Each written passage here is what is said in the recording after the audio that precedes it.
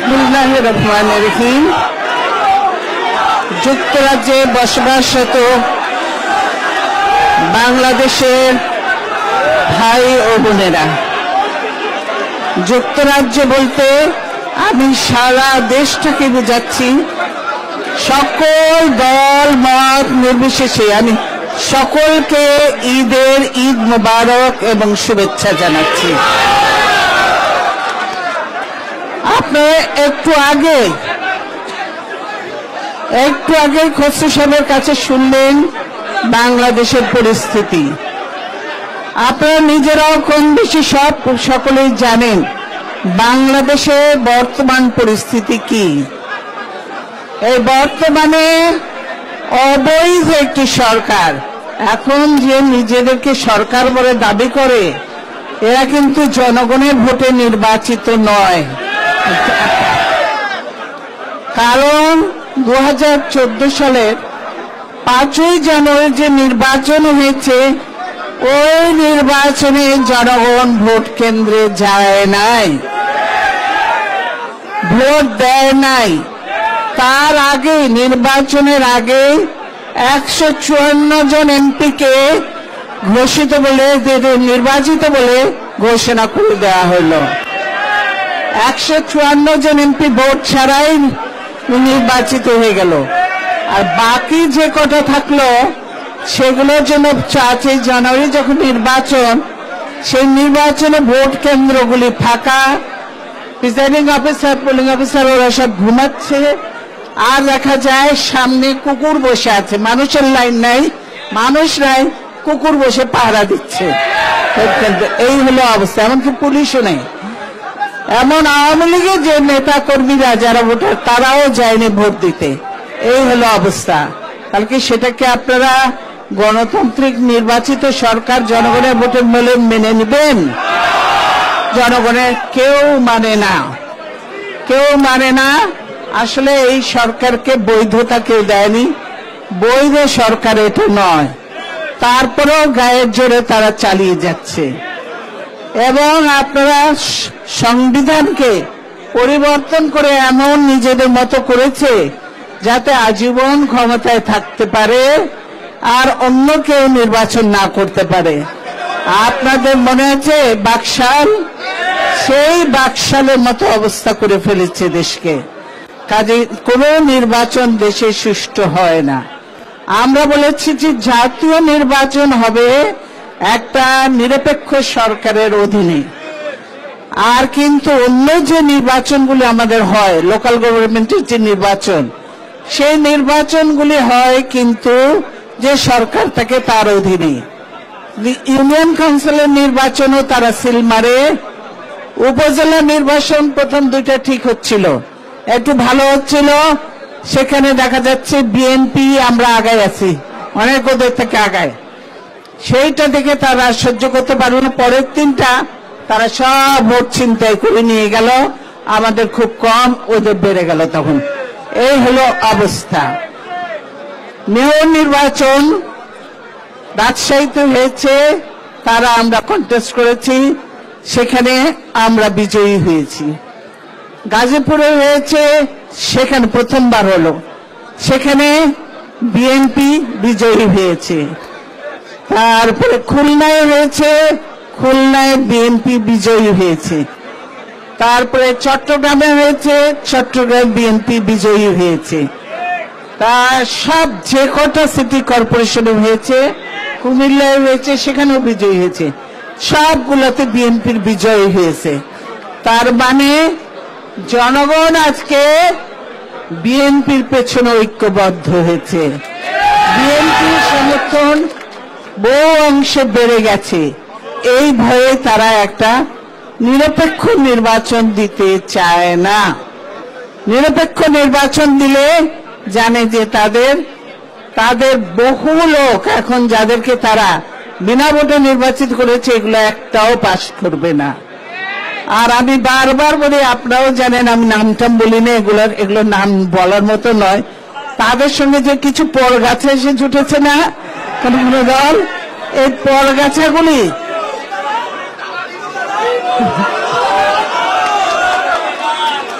এই পরগাছাগুলি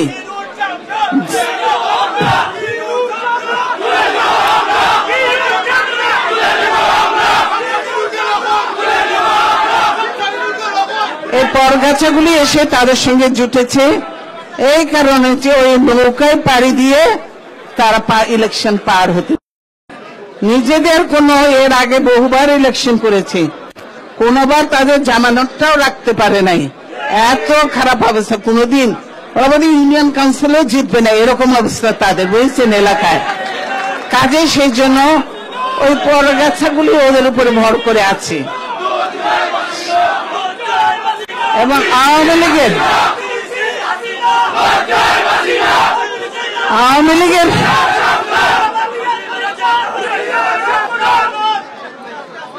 লীগের যারা নেতা আছে, পুরনো নেতা কর্মী সিনিয়র, তারাও পাত্তা পাচ্ছে না, বুঝছেন। এখন হলো এই অবস্থা। আর পুরো দেশটাকে একটা কারাগারে পরিণত করেছে। দেশের সব আর কি বিএনপির যত নেতা কর্মী আছে সকলের নামে মামলা। আমরা প্রত্যেকেই মামলার আসামি, প্রত্যেকের নামে মামলা, একটা নয়। কারো নামে 20টা 25টা 30টা 100টা পর্যন্ত মামলা গেছে, 100টার উপরে। প্রত্যেকের নামে মামলা, 5 জন ধরে আর এই করে হলো বলে যে অজ্ঞাত 500 জন, এরকম করে সব মামলা দিয়ে দেয়। এই হলো বাংলাদেশ। আজকে কারাগারে পরিণত, জেলখানায় মানুষ ঠিক মতো ঘুমাতেও পারে না, জায়গা নেই জেলখানায়, কোথায় ঘুমাবে? এই হলো দেশের অবস্থা। দেশে কোনো মৌলিক অধিকার নাই, মানব অধিকার নাই, আইনের শাসন নেই, গণতন্ত্র তো নেই। এই যে আমাদের সামাজিক সংগঠন যেগুলি আছে, মানবাধিকার সংগঠন, তারা যখন হইচই করে দেশে নিয়ে, দেশের সমস্যা নিয়ে, তখন তাদের উপরে চড়াও হয়, তাদেরকেও মামলা দেয়। সংবাদপত্রের কোনো স্বাধীনতা নাই, সাংবাদিকরা লিখতে পারে না, তারা লিখতে পারে না। যদি তারা লেখে, পরের দিন তাদের নামে মামলা হয়ে যায় এবং জেলখানায় নিয়ে যায়। এই টক শো গুলো যে হতো আগে, আপনারাও নিশ্চয় দেখতেন কিছু কিছু টক শো গুলোতেও এখন যারা একটু সরকারের যে সঠিক যে বেআইনি যে কাজগুলো করছে সেগুলো সঠিক সমালোচনা করে যারা, তাদেরকে টক শোতে আসতে দেয়া হবে না, তাদেরকে কোনোভাবে আসতে দেয় না। ওদের চামচা কতগুলো আসবে, এক সাইডে তারা ইচ্ছে মতো নিজেদের গুণকীর্তন গেয়ে যাবে। কাজে আজকে সংবাদপত্রের স্বাধীনতা নেই, টেলিভিশনে কোনো কিছু, বিরোধী দলের কোনো কিছু প্রচার করা যাবে না। এই তারেক রহমানের বক্তব্য ওখানে প্রচার করা যাবে না। এই হলো তাদের গায়ে জ্বালা।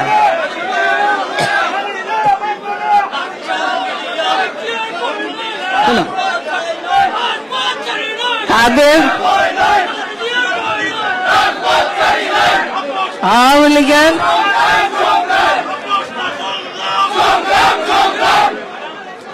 আওয়ামী লীগের সবচেয়ে বড় আতঙ্ক হলো খালেদা জিয়া, তারেক রহমান। কিছু হলেই তাদের নাম পার্লামেন্টে, এই তাদের একদলীয় পার্লামেন্ট, এই একদলীয় পার্লামেন্টে তাদের তো করার কিছু নাই। এরা অপোজিশনেও বসছে, মন্ত্রিত্ব নিয়ে আছে, অপোজিশন সরকারের বিরুদ্ধে কিছু বলতেও পারে না। সেজন্য কি হলো, ওই পার্লামেন্টে বসেও খালেদা জিয়াকে গালাগালি দিচ্ছে, তারেক রহমানকে দিচ্ছে, মিথ্যে কথা বলছে, জিয়া রহমানকে দিচ্ছে। এই হলো তাদের কাজ, আর কোনো কাজ নেই। আজকে দেশের প্রতিটি প্রতিষ্ঠানকে ধ্বংস করে দিয়েছে। আজকে বাংলাদেশে দুর্নীতিতে দেশ ছেয়ে গেছে, দুর্নীতিতে দেশ ছেয়ে গেছে। এই হলো দেশের সার্বিক অবস্থা।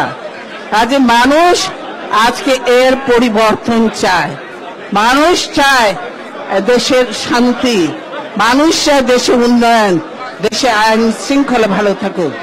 দেশের আইন শৃঙ্খলা এত খারাপ যে প্রতিনিয়ত মানুষ গুম হচ্ছে আর খুন হচ্ছে। আপনারা দেখেন কাগজে যে খুন হয়ে এর লাশ ওখানে পড়ে আছে, ওর লাশ ওখানে পড়ে আছে, নানা রকম দেখতে বিভিন্ন জায়গায়, সারা দেশময় একই অবস্থা।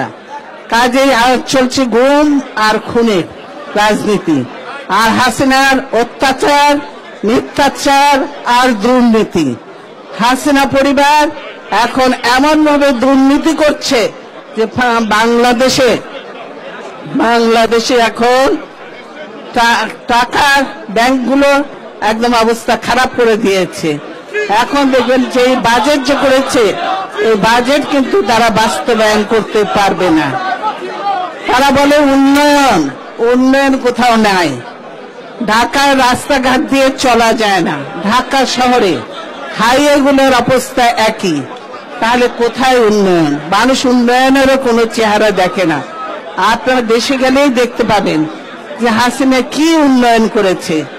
উন্নয়নের কোনো উন্নয়ন বড় বড় প্রজেক্ট নেয়, আর প্রজেক্ট থেকে কমিশন গুলা খাওয়ার জন্য প্রজেক্ট নিয়ে রাখে, সবইটি করে, কিন্তু সেগুলো কাজ শুরু করতে পারে না টাকার অভাবে।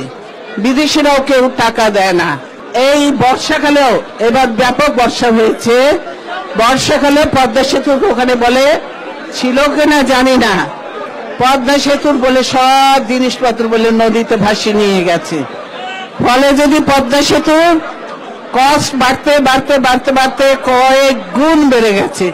আমাদের সময় আমরা পদ্মা সেতু করার জন্য আমরা রেখে এসেছিলাম 700, আর এখন রেখে 8,000 কোটি।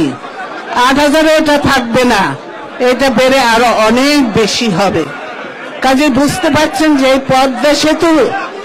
পদ্মা সেতু এরা তৈরি করতে পারবে না। ইনশাআল্লাহ, আল্লাহ যদি আমাদের সুযোগ দেয়, একটা ফেয়ার ইলেকশনে অবশ্যই জনগণ আমাদেরকে ভোট দিবে, আমরা জানি। কিন্তু এটাই তাদের ভয়। ফেয়ার ইলেকশন হলে, বিএনপি আসলে দেশে পদ্মা সেতু ভাই,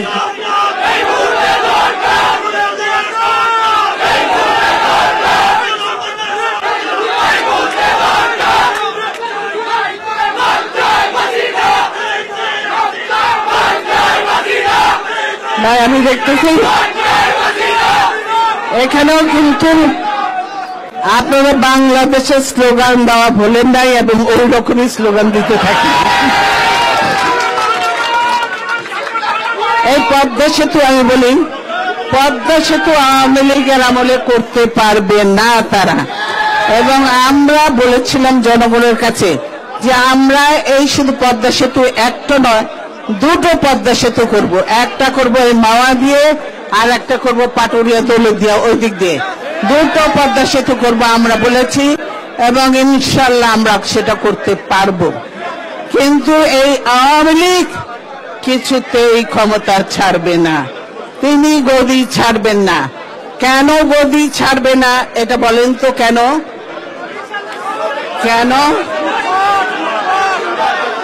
এত চুরি করেছে, এত লুটপাট দুর্নীতি করেছে পরিবার এবং আওয়ামী লীগের গণ যারা এসছে ওই পরগাছা সহ সবগুলো যা করেছে, কাজে লুটপাট করে এরা পার পাবে না।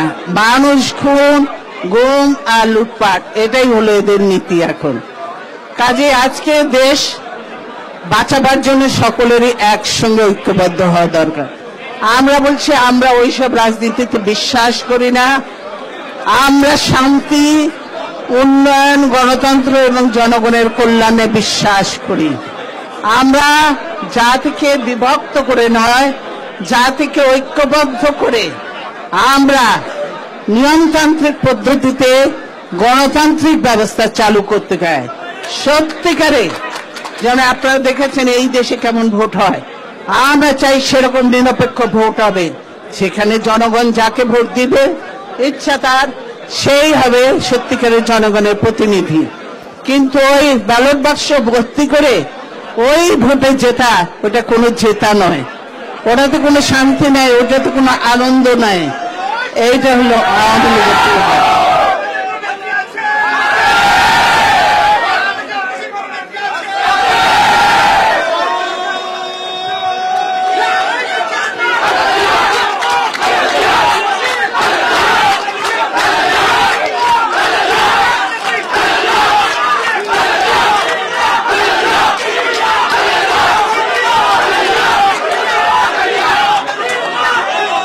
জন্য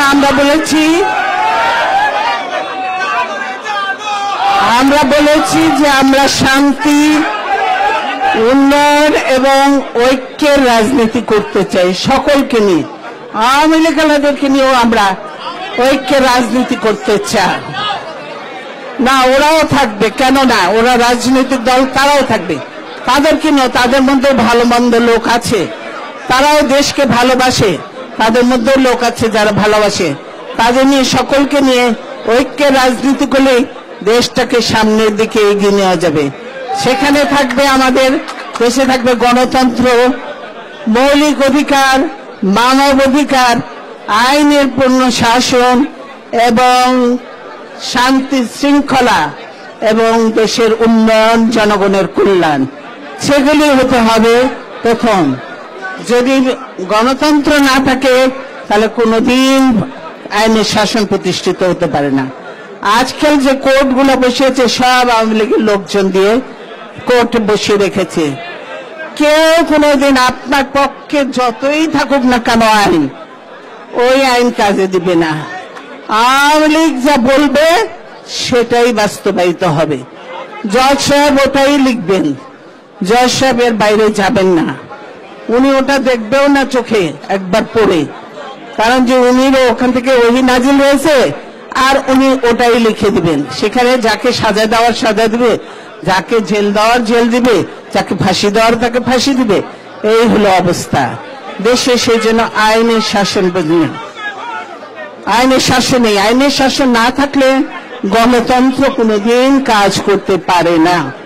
সংবাদপত্রের স্বাধীনতা না থাকলে গণতন্ত্র ঠিক সঠিকভাবে চলতে পারে না। এবং পার্লামেন্টে সত্যিকারে যোগ্য উপযুক্ত ভালো লোক আনা উচিত, যাতে পার্লামেন্টে সত্যিকারে বিতর্ক হতে পারে, দেশের সমস্যা নিয়ে আলোচনা হবে দুই দলে, এবং সমাধানের জন্য দুই দল বলেন, তিন দল বলেন, যারাই আছে, যারা পার্লামেন্টে আসবে, সকলে বসে আলোচনা করে দেশের জন্য যেটা ভালো সেটাই নিতে হবে। সেখানে যে আমার পছন্দ মতো শুধু নিয়ে নিব, সেখানে অন্যেরা ক্ষতিগ্রস্ত হবে, সেরকম বোধহয় করা কোনোদিনই ঠিক হবে না। আমরা সেটা করতে চাই না। তার জন্যই আমরা বলেছি যে প্রবাসে যারা আছেন, আপনারা দেখছেন পত্রপত্রিকা প্রতিনিয়ত যেসব কথা বের হয়, তার প্রতিবাদ আপনাদেরকে এখানে শান্তিপূর্ণভাবে, এখানে সেই সুযোগ আছে, শান্তিপূর্ণভাবে নিয়মতান্ত্রিকভাবে করতে পারেন। বাংলাদেশে এখন এমন একটা অবস্থা যে সেখানে আপনি কোনো প্রোগ্রাম করতে পারবেন না, মানববন্ধন না করতে দেওয়া হবে না, মানববন্ধন করতে পারবে না, আপনি মৌন মিছিল করতে পারবে না, আপনি কোনো মিছিল করতে পারবে না, সমাবেশ করতে পারবে না, এমনকি হলের ভিতরে পর্যন্ত সমাবেশ করতে দেয়া হয় না। এই হলো অবস্থা আজকে। বাংলাদেশ কি বলে? পুলিশ নিজেরাই বলে যে তারা এই সরকারকে ক্ষমতায় টিকিয়ে রেখেছে। আপনারা শোনেননি? এটা শুনেছেন? পুলিশ টিকিয়ে রেখেছে, কাজে এটা পুলিশ স্টেট হয়ে গেছে। এখন গণতান্ত্রিক সরকার নেই, পুলিশ স্টেট। পুলিশ তার ইচ্ছা মতো এখন যা ইচ্ছা তাই করছে, যাকে দাঁড়া ধরছে, যাকে মারছে, খুন করছে, থানায় নিয়ে যে গুলি করছে। এই হলো অবস্থা। তার ইচ্ছে মতো টাকা নিচ্ছে। কাজে সেজন্যই আজকে বলতে চাই, দেশকে আপনারা প্রত্যেকেই ভালোবাসেন, বিদেশে থাকেন, অনেক কষ্ট করছেন, আপনাদের আত্মীয় স্বজন বন্ধু বান্ধব অনেকেই বিদেশে আছে, তারাও আপনারাও নিশ্চয় তাদের জন্য অত্যন্ত চিন্তিত, উদ্বিগ্ন থাকেন যে তাদের কি অবস্থা। কিন্তু বলবো যে বাংলাদেশে এখন আওয়ামী লীগ ছাড়া কোন দলের মানুষ এবং সাধারণ মানুষ এবং ওই সুধী সমাবেশ বলেন, ইন্টেলেকচুয়াল বলেন, কেউ কিন্তু নিরাপদ নয়। কেউ এখন এমন একটা অবস্থা হচ্ছে যেটা আগে কখনো শোনা যায়নি। হাসিনার এগেনস্টে কথা বলতে পারবে না। হাসিনা যে অন্যায় করছে, মিথ্যে কথাগুলি বলছে, তার জবাবও দিতে পারবে না। জবাব দিলে তাকে ধরে নিয়ে যাবে মিথ্যা কেস দিয়ে জেলখানায়। জনগণ এই সরকারের কাছ থেকে সরে গেছে। আমরা যদি এখনো শান্তিপূর্ণ কোনো কর্মসূচি করি, আপনারা দেখতে পাবেন মানুষের ঢল নামবে, কিন্তু সেই কর্মসূচি করতে দেওয়া হয়। তারপরেও আমরা অত্যন্ত আশাবাদী যে ইনশাআল্লাহ এই অবস্থা চলতে পারে না, চলবেও না। এই অবস্থার পরিবর্তন হবে। কিছুদিন আগে আপনারা দেখলেন টাকা নিজেরা লুটে পুটে খাচ্ছে, বিদ্যুতের দাম কয়েকবার বাড়িয়েছে, ঠিক না? জানেন না কেন বাড়িয়েছে? এই যে কুইক রেন্টালের নামে কতগুলো আনছে, প্লান্ট আনছে, এগুলোতে নিজের লোক সব কাজে কমিশন পায় এই কুইক রেন্টালে ভর্তুকি দেওয়ার জন্য আজকে জনগণের উপরে এই চাপ বসিয়ে দিয়েছে। গ্যাসের দাম বাড়িয়েছে, বিদ্যুতের দাম বাড়িয়েছে, এমনকি এই যে পাবলিক ইউনিভার্সিটি যেগুলো আছে সেগুলোতে পারবে না, ওগুলোতে হাত দিলেই গন্ডগোল লেগে যাবে। সেই জন্য চালাকি করে বাংলাদেশে অনেকগুলো প্রাইভেট ইউনিভার্সিটি হয়েছে এবং সেগুলো হয়েছে আমাদের সময়। আপনারা দেখেছেন কোন দেশে কোন সময় কিন্তু শিক্ষার উপরে ভ্যাট নেই। সেই আমাদের প্রাইভেট ইউনিভার্সিটিগুলোতে পর্যন্ত এই ভ্যাট বসিয়ে দিয়েছিল ছাত্রদের। সেই ভ্যাট বহন করবে ছাত্ররা, কেউ নয়। সেই জন্য ছাত্ররা এইটা নিয়ে ব্যাপক প্রতিবাদ করেছে এবং ছাত্রদের প্রতিবাদেই এই আওয়ামী লীগ বাধ্য হয়েছে এই ভ্যাট প্রত্যাহার করতে ছাত্রদের উপর থেকে। ছাত্ররা বাধ্য করেছে, এই হলো অবস্থা। কাজে তারা লুটপাট করবে আর আমাদেরকে মাসুল দিতে হবে। এই অবস্থা চলতে পারে না, চলবে না ইনশাআল্লাহ। সেজন্য আমরা সকলে ঐক্যবদ্ধ আছি। আমরা আশাবাদী যে দেশে গণতন্ত্র নির্বাচন যদি না হয় তাহলে কিন্তু দেশের মধ্যে মানুষই একদিন রাজপথে নেমে আসতে বাধ্য হবে এবং এদেরকে বাধ্য করবে নির্বাচন দেওয়ার জন্য। তাই আমরা খুব আশা করব যে আমাদের দেশে একটা অবাধ, সুষ্ঠু, নিরপেক্ষ নির্বাচন যাতে হয় এবং যাতে গণতন্ত্র ফিরে আসে, সেই অবস্থা আমরা চাই। সেটাই আমাদের দাবি। আমাদের কিন্তু এমন কোনো অযৌক্তিক দাবি নেই। আমাদের দাবি সম্পূর্ণ যৌক্তিক এবং শুধু আমাদের দাবিটা কি, নিরপেক্ষ সরকারের অধীনে নির্বাচন হতে হবে। শুধুমাত্র জাতীয় ইলেকশন, অন্য কোনো ইলেকশন নয়, জাতীয় ইলেকশন। কারণ সেই ইলেকশনে সরকার পরিবর্তন হয়, এটাই দাবি করেছি। কেন আমরা দেখেছি তাদের আমলে ইউনিয়ন কাউন্সিল, উপজেলা, মেয়র ইলেকশন, তারপরে বলেন যে লাস্ট ঢাকা সিটি কর্পোরেশনের যে নির্বাচন হলো, আপনারা দেখেছেন, আপনার টেলিভিশন নিশ্চয় দেখেছেন, খবর শুনেছেন কিভাবে তারা ভোট ছিনতাই করেছে। আগের দিন ব্যালট বাক্স ভরে রেখে দিয়েছে, এমনি দেখায় যাবে, মানুষ যাবে, আর আমাদের লোকজন এজেন্টকে সব বের করে দেয়। তাহলে সেখানে ভোট হবে কি করে? সেই জন্য এই অবস্থার অবশ্যই পরিবর্তন না হলে ভোট করে কোনো লাভ হবে না। এই অবস্থার পরিবর্তন হবে এবং মানুষও চায় সেটা। মানুষ আজকে একটা পরিবর্তন দেখতে চায়, মানুষ দেশে সুদিন দেখতে চায়, মানুষ দেশে গণতন্ত্র দেখতে চায়, মানুষ বিচার বিভাগের স্বাধীনতা ফিরে পেতে চায়, মানবাধিকার, মৌলিক অধিকার, সংবাদপত্রের স্বাধীনতা এবং স্বাস্থ্য সেবা এগুলি দেখতে চায়। আমরা সরকারে গেলে অবশ্যই স্বাস্থ্য সেবার ব্যবস্থা নেব, যাতে প্রতিটি মানুষ তারা সেবা পায়, সেই সুযোগ আমরা সৃষ্টি করব। শিক্ষার উপরে আমরা আগেই শুরু করেছিলাম, দেশে প্রতিটি মানুষ যাতে শিক্ষার সুযোগ থেকে বঞ্চিত না হয়, শিক্ষা ক্ষেত্রে আমরা ব্যাপক পরিবর্তন আনবো। আমরা আইনি শাসন প্রতিষ্ঠা করব, নিরপেক্ষ বিচার বিভাগ আমরা করব, আমরা গণতন্ত্র আনব, আমরা জনগণের কল্যাণের জন্য গ্রামে গঞ্জে মাঠে ঘাটে যেভাবে সেই জিয়াউর রহমান কাজ করেছিল, যে কর্মসূচিগুলো নিয়েছিল, অসমাপ্ত কর্মসূচিগুলো আমরা বাস্তবায়ন করব। তাই আপনাদের সকলের দোয়া, সহযোগিতা, সমর্থন চাইব, যাতে আপনারা সেগুলিতে সমর্থন দিলে ইনশাআল্লাহ আমরা মনে করি দেশে একটা ব্যাপক পরিবর্তন আসবে এবং দেশের মানুষের যে প্রত্যাশা আকাঙ্ক্ষা, সেই প্রত্যাশা আকাঙ্ক্ষা আমরা পূরণ করতে পারবো বলে আমাদের বিশ্বাস করি। আমি তাই বলবো, আপনারা ভালো থাকেন। যেই দেশে আছে সেই দেশের আইন কানুন নিয়ম কানুন শৃঙ্খলা মেনে চলবেন, ভালো থাকবেন, সময় মতো কাজে যাবেন, যা এই দেশে নিয়ম নীতি সেগুলো আপনারা মেনে চলবেন। ভালো থাকেন। আপনারা কষ্ট করে দূর দূরান্ত থেকে এসছেন, সেজন্য আপনাদের সকলকে আবারও ধন্যবাদ জানিয়ে এই প্রথমবারের মতো আমি দেশের বাইরে প্রথম ঈদ করছি, এর আগে করিনি। কাজে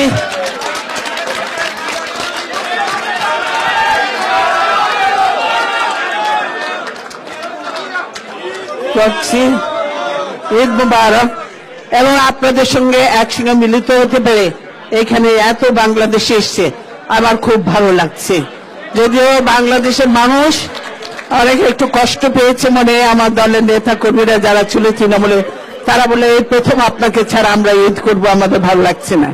কিন্তু আমি বললাম যে আমার কাছে ভালোই লাগবে, কারণ যে সেখানে আমি আমার পরিবারের থেকে 8 বছর আমি একসঙ্গে ঈদ করতে পারিনি। এখানে আমার পরিবারও আছে, আর এই বাংলাদেশেরাও আমার পরিবারেরই অংশ। কাজে সকলকে নিয়ে ঈদ করতে পারা এটাও অনেক বড় আনন্দের। সেই জন্য আপনাদের সঙ্গে ঈদ করতে পেরে, ঈদের শুভেচ্ছা বিনিময় করতে পেরে খুব ভালো লাগছে। আপনারা ভালো থাকুন, সুস্থ থাকুন এবং দেশের কথা চিন্তা করবেন, যাতে দেশে জনগণের যে প্রত্যাশা সেই প্রত্যাশা যাতে আমরা পূরণ করতে পারি, সেজন্য আপনারা সহযোগিতা করবেন। এখানকার বিএনপি সেভাবে কাজ করবেন। ধন্যবাদ। আল্লাহ হাফেজ।